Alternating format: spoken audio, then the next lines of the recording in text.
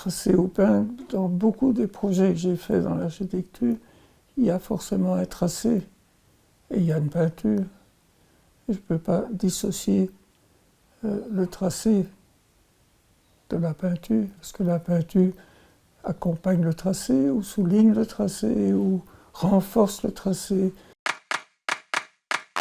Tout de suite, là, je suis très net, accumulation. Mais dans l'accumulation, on peut choisir. Dans l'accumulation, on peut choisir certains des articles, certains des produits. Et encore, parce que dans l'accumulation, il y a un musée maintenant en France, un musée des outils, qui est extraordinaire, je trouve.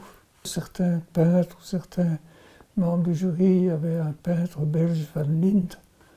Il avait été très intéressé par mon examen de sortie et il m'avait invité plusieurs fois chez lui pour parler peinture. Et il avait un mur dans son atelier, dans sa maison-atelier, parce qu'ils n'avaient pas une belle maison et puis un atelier, des grands ateliers, maison, un mur rempli d'outils de cimentage, des truelles particulières pour faire les joints, pour enduire les joints, remplis de ces objets. Alors, est-ce que c'était une accumulation ou est-ce que c'était une collection? Il n'avait pas collectionné, mais oui, il avait pris tous ceux qu'il avait trouvés, ou tous ceux qui... Et aussi, c'était des outils qui avaient vécu. Ce n'étaient pas des outils neufs. Je trouvais ça magnifique.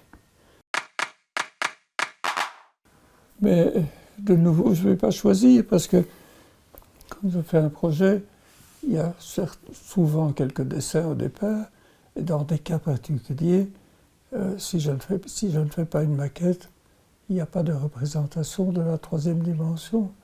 Donc, alors faire un dessin en perspective qui n'est pas fait à l'ordinateur, donc qui n'est pas mobile, le faire fixe, ça ne dit pas grand-chose sur une intervention.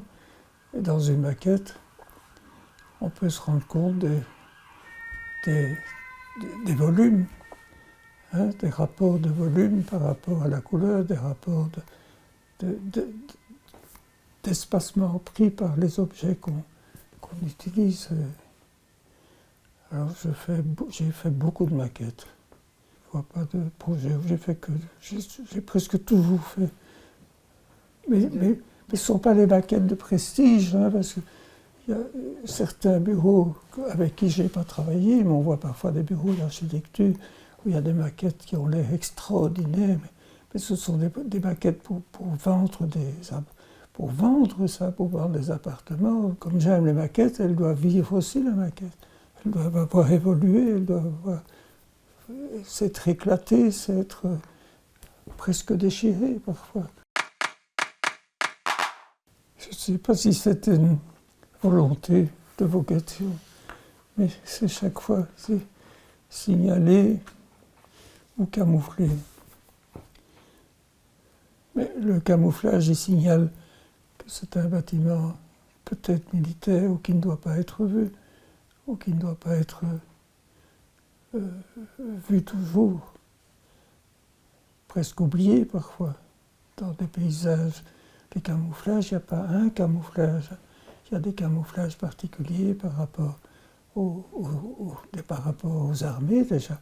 Les camouflages d'aviation n'ont pas les mêmes couleurs que les camouflages de blindés ou que les camouflages de tenue des soldats, des militaires. Tu peux signaler par un camouflage, tu peux signaler par de la couleur, par des lignes, par des directions, par des formes, par des textes aussi, par l'écriture. Mais si tu écris camouflage, comme ça, les gens ne voient pas ce que tu... Si, ils voient camouflage, mais ils ne voient pas quel camouflage. Ils ne voient pas si c'est des grands formats, des petits formats, des couleurs fortes, des couleurs simples. Les couleurs de l'aviation, c'est les couleurs du ciel. Au début, j'étais artiste peintre, entre guillemets. Mais j'ai plus envie de répondre l'un ou l'autre, parce que j'ai cru longtemps que que j'avais beaucoup travaillé dans l'architecture et que j'étais devenu un peintre d'intégration.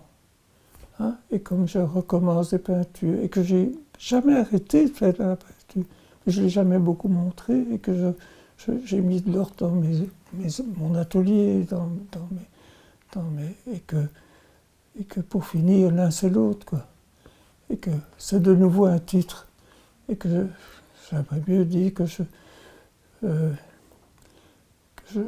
oui, que je suis un peintre qui travaille dans l'espace public et en général.